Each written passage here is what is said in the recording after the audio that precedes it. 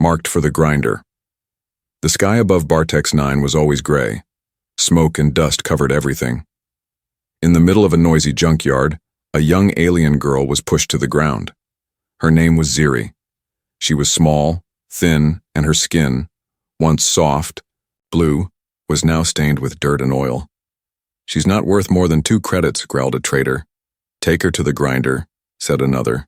"No one wants trash like her." Ziri didn't speak. Her lips were dry, her eyes were wide but empty. A metal tag was locked around her neck.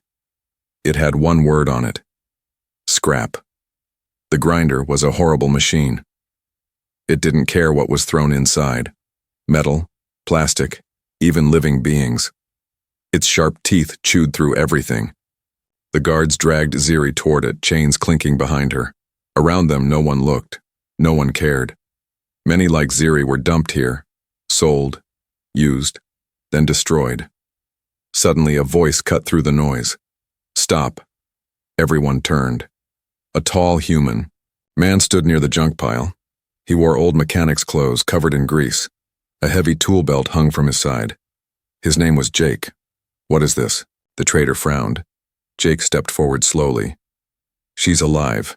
You're about to throw a living being into a shredder." "She's not alive in the way that matters," the trader laughed. "She's been marked as defective, weak, useless." Jake didn't smile. He reached into his pocket and pulled out something shiny. It wasn't a weapon. It was a coin, an old earth coin. He threw it into the air. It landed near the trader's feet with a loud clink. "That's all I've got," Jake said. "I'll take her." The trader squinted. "1 old coin for scrap flesh? Better than wasting fuel to run the grinder." There was silence. Then the trader shrugged. "Fine, she's yours, but don't come back when she breaks down." Jake walked over and knelt in front of Ziri. She didn't move. She didn't even blink. He slowly took off her collar. The word scrap fell to the dirt. "You're safe now," he whispered. She stared at him, confused. Jake's shack was small. It sat at the edge of the scrapyard. Inside, old machines and half-finished robots were everywhere. A tiny heater hummed in the corner. He laid Ziri on a thin mattress. She was still quiet, still unsure. Jake brought her a metal cup filled with warm broth. She flinched when he offered it. "I'm not going to hurt you," he said gently. Her hands shook as she took the cup. She drank slowly, eyes never leaving him. "What's your name?" Jake asked. No answer. "Can you talk?" Still nothing. Jake sighed and turned to work on a broken drone. He didn't ask more questions. He just worked. Ziri watched him. His hands moved fast, fixing wires and parts. He was focused, calm, not angry like the others, not cruel. Hours passed. Jake looked back. She was sitting up now, still silent but awake. "You've been through a lot," he said softly. "You don't have to trust me, but you're not going back to that grinder. Ever." Ziri blinked. Her voice came out as a whisper. "Why?" Jake paused. "Because you looked at me, and I saw someone who didn't want to die." Tears welled up in her eyes. She quickly wiped them away. She had learned not to cry. Crying made others laugh or hit her. But this man didn't laugh, didn't hit. Jake stood up and pointed to the other side of the room. "You can sleep there. Rest. You're safe tonight." Ziri nodded slowly. Outside, the night air was cold. Wind blew through the junk towers, whistling like ghosts. Somewhere in the distance, the grinder roared again. But inside the little shack, Ziri lay curled in a blanket. For the first time in many cycles, her body stopped shaking. She didn't know if she could trust this human. But for now, she was alive. And that was something. Ziri woke up to a strange sound. It wasn't shouting or metal grinding. It was quiet humming. She opened her eyes slowly. The room was dim, filled with strange shapes. Tools, machines, wires hanging like vines. A heater buzzed softly and the air smelled like warm oil and metal. She didn't move at first. Her legs were sore and her mind still remembered pain. But something felt different. No chains, no collar. no eyes watching her with hate. Then she saw him, the human. He was sitting at a workbench with his back turned, fixing a broken arm of a robot. He had a small light above his head and a pair of lenses over his eyes. His hands moved carefully, twisting wires and adjusting tiny screws. Ziri pulled the blanket closer around her and sat up slowly. The sound made him turn. He smiled, not a wide, fake smile, but a small, soft one. "You're awake," he said, his voice low and calm. "That's good." She didn't answer. He pointed to a tray near her bed. "I made something. It's not much, but it's warm. You should eat." On the tray was a small bowl of broth, a slice of flatbread, and a metal cup of water. Ziri stared at it for a moment, then looked back at him, unsure. Jake didn't force her. He just turned back to his work. "Eat if you want. Or not. Up to you." The silence stretched. Ziri's stomach growled softly. She reached for the food with shaking hands and began to eat. Slowly, carefully, as if someone might take it away at any second, but no one did. Jake worked quietly. After some time, he spoke again. "My name's Jake," he said. "I fix broken things. Sometimes I even make them better." Ziri chewed her bread silently, her eyes never leaving him. "I used to work in big repair stations back near Earth," he continued, as if he was just talking to the room. "But too many rules, too many lies, so I left. Came out here, it's dirty but honest." She didn't understand everything he said, but his voice was like a soft engine hum. Not loud, not cold, just steady. After a while, Jake looked over his shoulder. "What's your name?" Ziri hesitated. Her mouth moved, but no sound came out. Jake nodded slowly. "That's okay. When you're ready." The next day, Ziri tried to stand and walk. Her legs were weak, but Jake gave her space. He didn't touch her. He only offered a small wooden stick to help her balance. She used it and moved around the room looking at the machines, the tools, the strange glowing screens. She had seen these things before, but only from a distance, only while being dragged or beaten. Here she was near them. Here, no one shouted at her to stop. Jake noticed her staring at an old sensor core. It was broken and dusty. "You know what that is?" he asked gently. Ziri stepped back, afraid it was a test. "It's okay," Jake said. Just curious. She looked at the core again, then at Jake. She nodded just once. He smiled. "Yeah? Want to try fixing it?" Ziri blinked. She didn't know what to say. No one had ever asked her to fix anything. She had always been told she was broken, worthless. Jake placed the sensor on a clean table. "If you mess it up, no problem, it's already trash." Ziri walked to the table slowly, like it was a trap. She picked up the tool he handed her and began working, her fingers moving faster than she expected. The core wasn't too damaged. She rewired one end, adjusted a loose connector, and cleaned a sensor node. Jake watched from behind. His eyes widened as she finished in less than 10 minutes. He leaned in and flipped the switch. The sensor lit up with a soft blue glow. Jake stared at it. Then at her. "Ziri?" she whispered.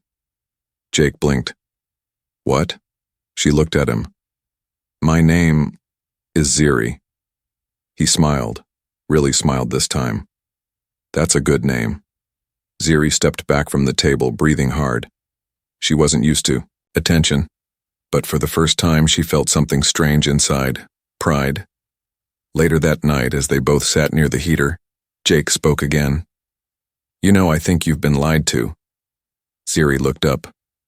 "You're not broken," he said. "You're smart, you're fast. Someone saw that and got scared, so they tried to destroy you." Ziri's eyes dropped to the floor.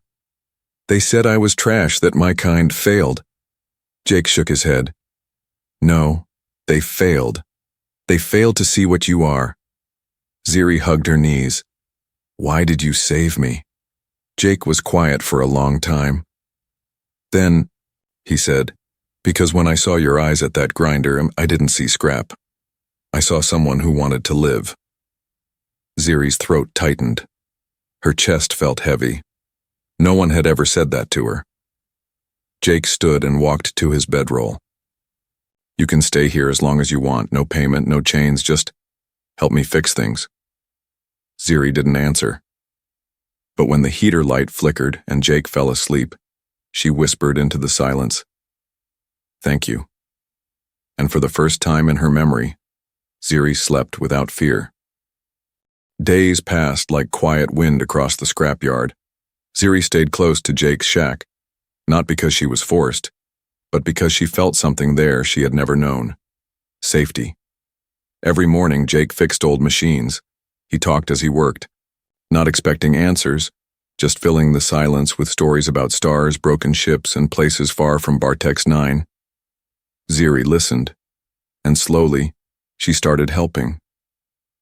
At first it was small things: passing tools, holding wires, cleaning dust from metal plates. But Jake noticed her hands were steady, her eyes sharp.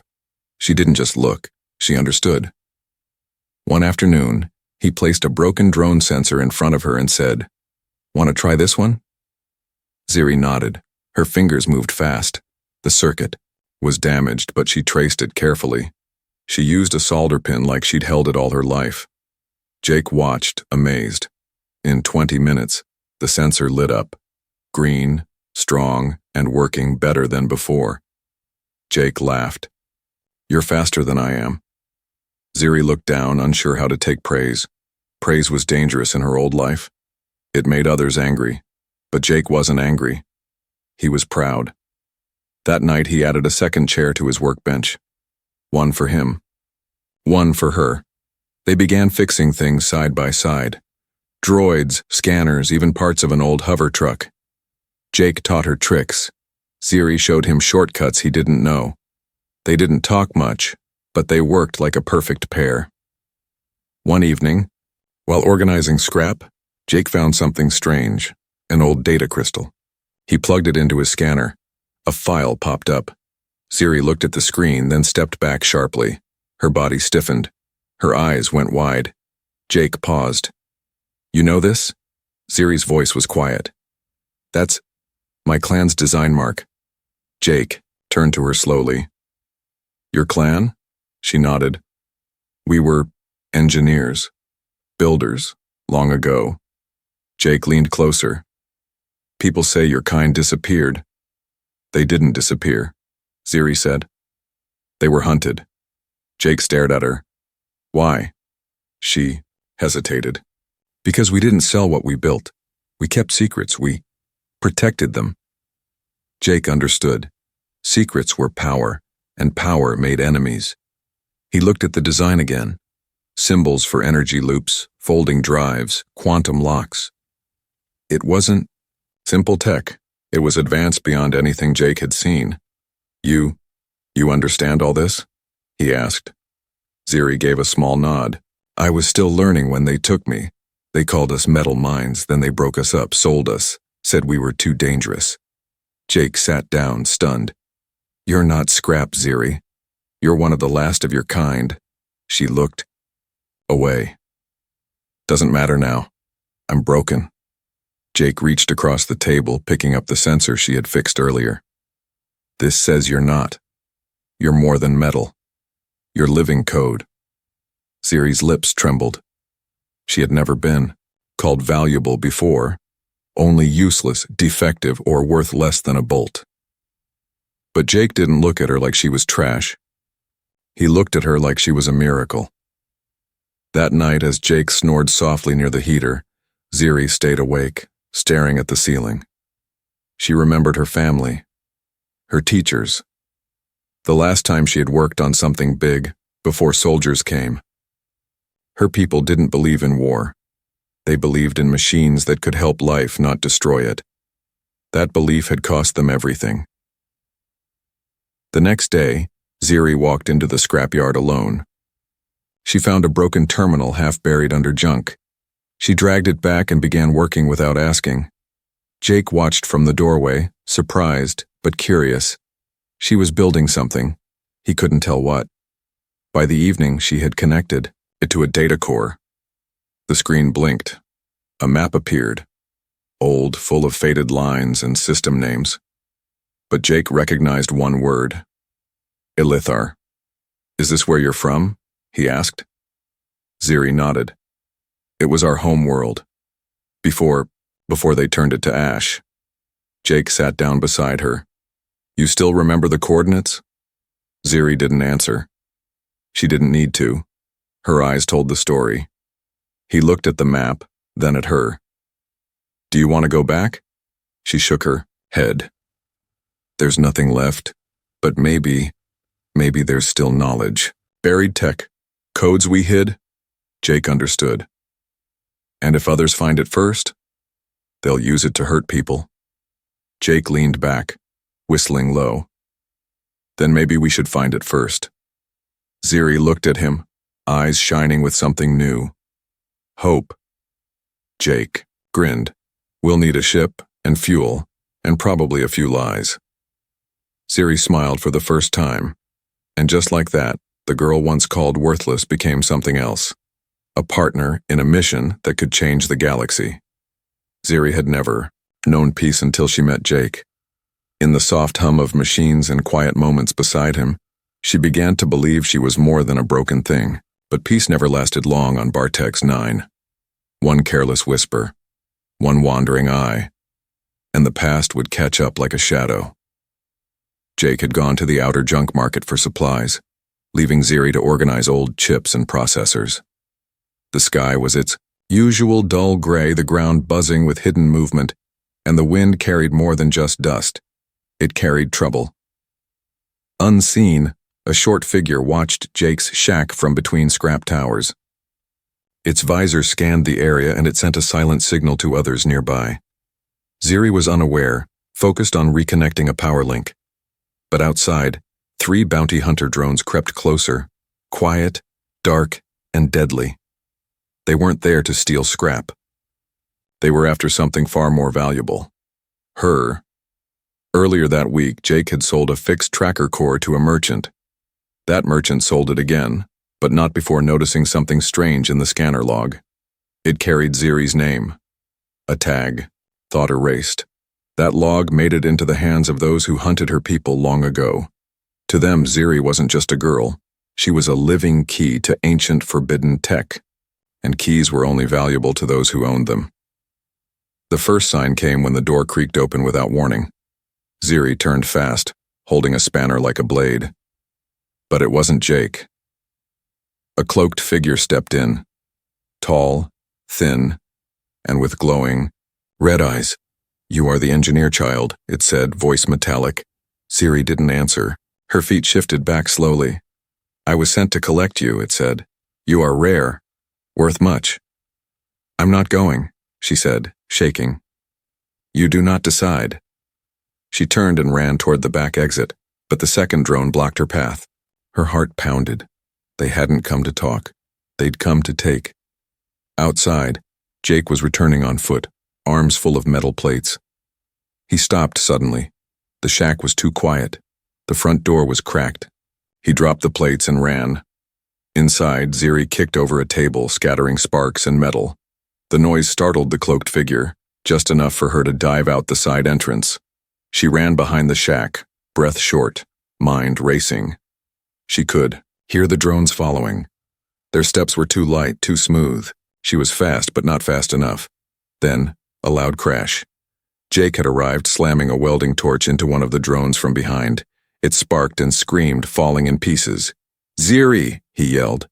She turned, saw him, and ran toward him. One drone lunged, but Jake threw a blast tool at it. The explosion knocked them both to the ground. They scrambled inside the shack, Jake locking the door. "We're not safe here," he said, panting. "They're tracking you." "They called me a key," Ziri whispered. "They want to use me, or sell me." Jake's jaw tightened. He grabbed a small case from under the floorboards, emergency escape gear. "We have to leave," he said. "Now." "But go where?" Jake looked at her. "You showed me the map. Elithar may be ashes, but whatever secrets your people hid, they're better off in your hands than theirs." Ziri nodded, fear turning into fire. "Then we make sure they don't get me." They ran into the scrapyard, weaving between junk piles. Jake had hidden an old hoverbike under a collapsed cargo pod. It was rusty but worked. He powered it up while Ziri watched the skies. "They'll come again," she said. "Let them," Jake replied. "We'll be long gone." As they rode out, the third drone chased them through the narrow lanes. It fired a bolt, missing Jake's shoulder by inches. Ziri turned in her seat, grabbed a loose wire from the bike's rear, and flung it into the drone's path. A surge of power shot from the bike. The wire struck the drone's front, overloading its core. It exploded mid-air, lighting up the dark scrapyard like a firework. Jake laughed, breathless. "Remind me never to make you angry." They sped into the canyon beyond the yard. Dust swirled around them, hiding their trail. Behind them, Bartex 9 was just a graveyard of broken metal and a life they could never return to. Ziri held tight, wind in her face, heart pounding. "I'm not scrap," she whispered into the night. "I'm not for sale." Jake didn't hear her.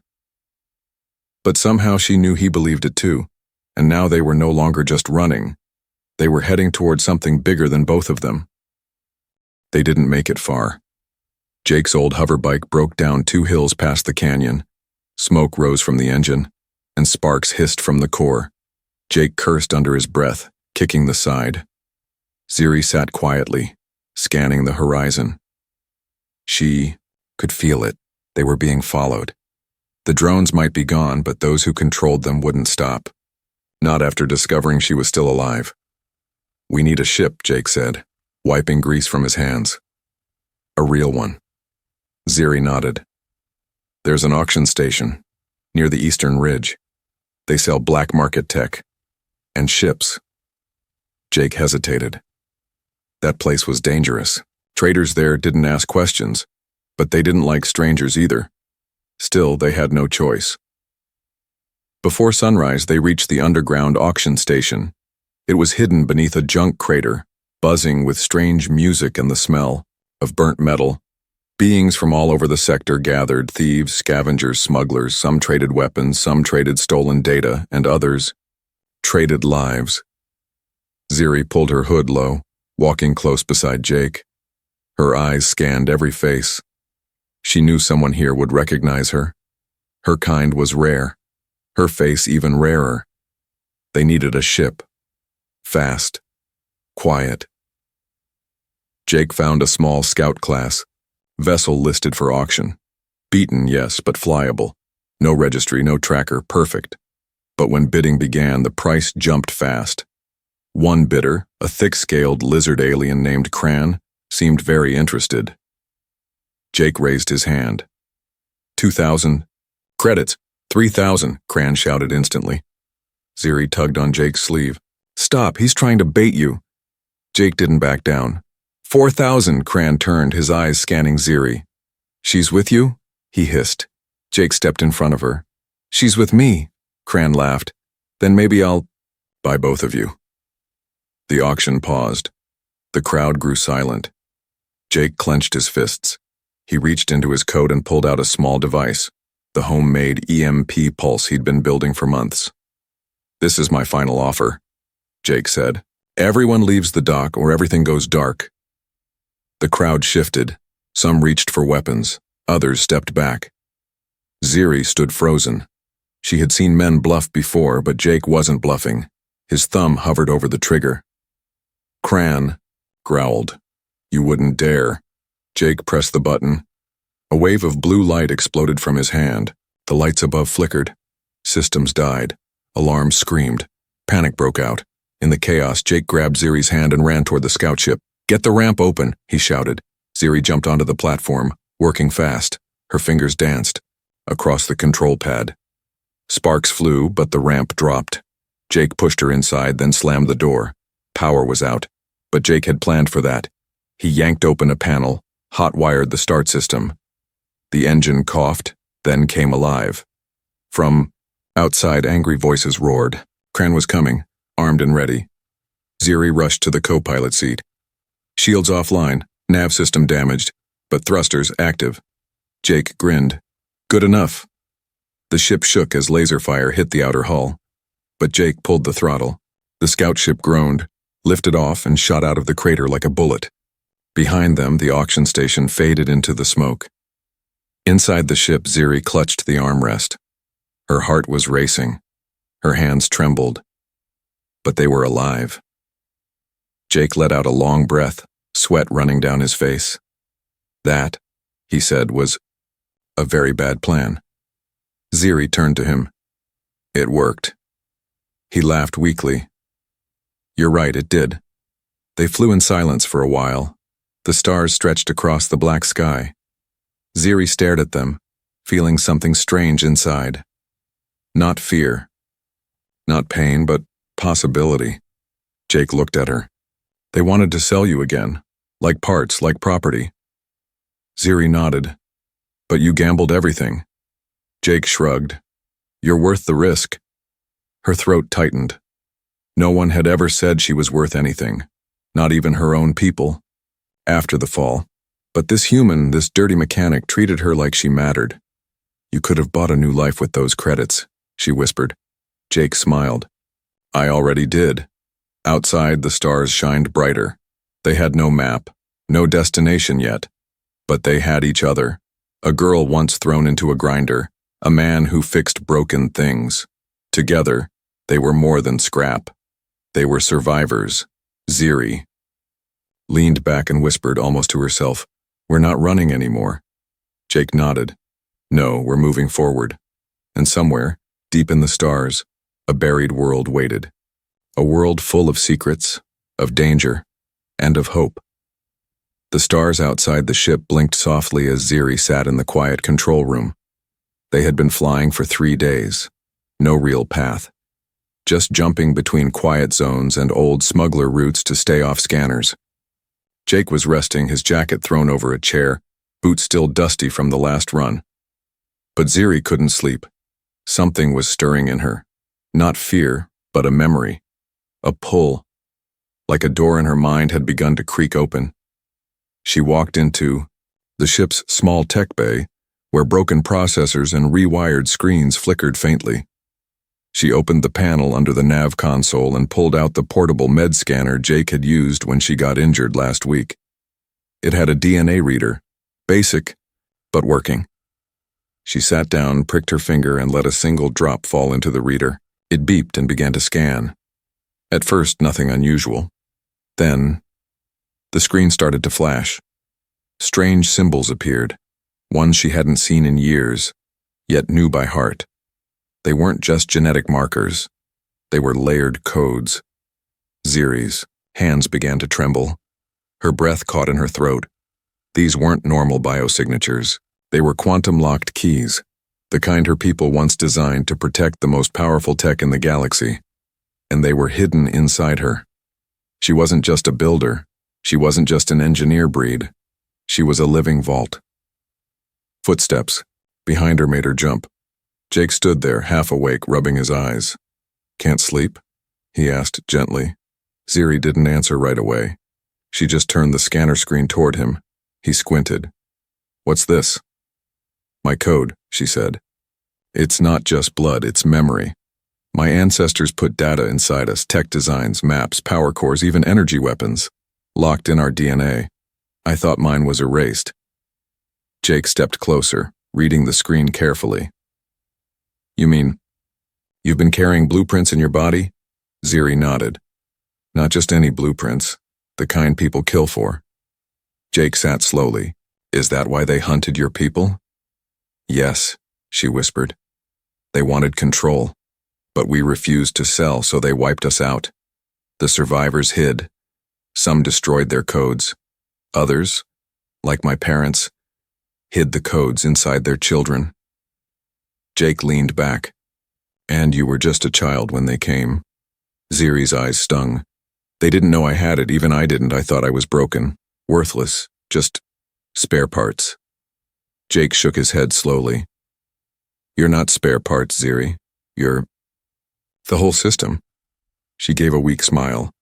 You always say strange things. Yeah, Jake chuckled. That's what humans do when they're trying not to cry. Silence settled over them for a while. The hum of the ship's systems filled the air. Then Jake asked, "If all this is true, what do we do now?" Ziri looked at the stars outside. "I think I know where we need to go. Alether wasn't just my home. It was where they kept the original machine, the vault core. My code may be one of the last keys that can unlock it." Jake raised an eyebrow. "What happens if it's opened?" "No one knows," Ziri whispered. "It might be power, or disaster." Jake stood up and walked to the console. He entered Alethar's last known coordinates. "Then let's find out." Before they could plot the course, a sharp beep interrupted them. The ship's sensor had picked up a signal, a tracking beacon. Jake's face went pale. "How did they find us?" Ziri checked the scanner quickly. "It's faint. Old. Maybe it was buried in the hull. From the auction ship." Jake hit the console. "Stupid, I should have checked." "It's not your fault," Ziri said quickly. Jake nodded, thinking fast. "We can't outrun them forever, but if we reach Alether first, maybe we can use what's there to fight back." Ziri placed her hand over her chest. "It's all inside me, Jake, everything they want." He looked at her, eyes steady. "Then we make a promise, they don't get you, no matter what." She nodded. "Promise." The ship began to shake slightly as it entered jump prep mode. Jake activated stealth shields. "Let's give them nothing but silence and shadows." As the engines roared to life, Ziri sat beside him, her heart pounding. For so long she had run from her past. But now, she was flying straight into it. This wasn't about survival anymore. It was about truth. It was about power. It was about her, and if anyone wanted to take her again, they would have to face both her code and the human who believed in her. Alether floated in silence. An old forgotten planet wrapped in shadows and broken rings. Once a home to builders, thinkers, and dreamers, now it was dust and ghosts. But beneath its scorched surface, something still waited. Ziri stared at it, from the ship's viewing window. Her hands trembled, not from fear, but from memory.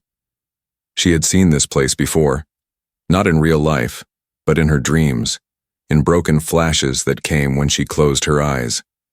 This was where her people had made the vault core. This was where everything had started. Jake brought the ship into orbit, guiding it through thick clouds of debris. Satellites long dead spun silently through space.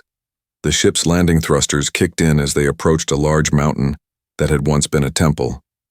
Most of it was buried now, only one black spire poking from the ground like a broken tooth. "Are you sure this is the place?" Jake asked. Ziri nodded slowly. "It's where the code leads." They landed just outside a wide crevice. Wind howled through the valley. Dust blew across jagged rocks. Jake grabbed his pack and handed Ziri her toolkit. She didn't wear chains anymore. She wore a belt filled with instruments of her own choosing. She wasn't scrap. She was a builder again. They climbed down into the crevice. The deeper they went, the colder it became. Strange light shimmered in the walls, leftover tech fused with stone. Ziri led the way, her fingers brushing ancient glyphs carved into the metal. She could feel the vault reacting to her, like it had been waiting.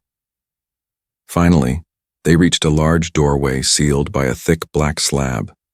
In its center was a single slot, shaped exactly like the med scanner chip she still carried.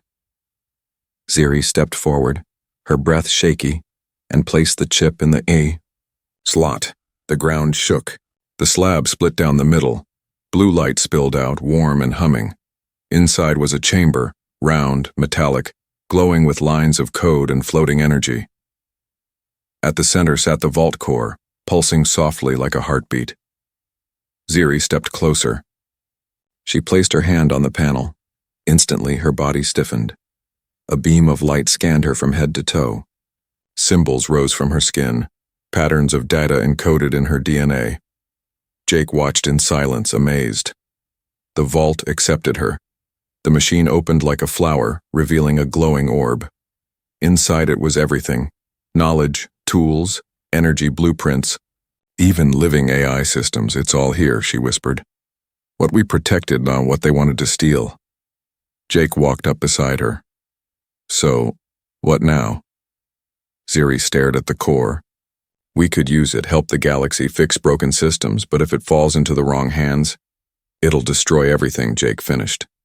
Behind them, an alarm screamed through the air. Jake turned to the scanner on his wrist. They found us. Above ground, ships were landing, fast, loud, and armed. The same men who hunted her kind, led by Cran. He wasn't here to talk. He was here to take.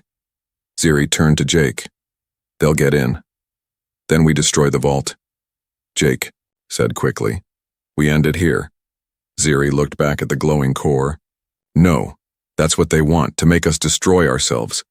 She stepped to the control panel, eyes locked. I'm not going to run. I'm not going to hide. Jake watched her, chest tight with pride and fear. They called me worthless, Ziri whispered. Sold me for 2 credits, tried to grind me into dust, but I'm still here. Outside, explosions rocked the entrance. The enemy was coming. Ziri pressed her hand to the panel again and spoke in her native tongue, a language long lost. The core pulsed once. A deep hum echoed through the chamber. Then everything stopped. From above, a dome of energy blasted out of the mountain, shooting into the sky. Every hostile ship was fried mid-air. Their weapons shut down. Their engines failed.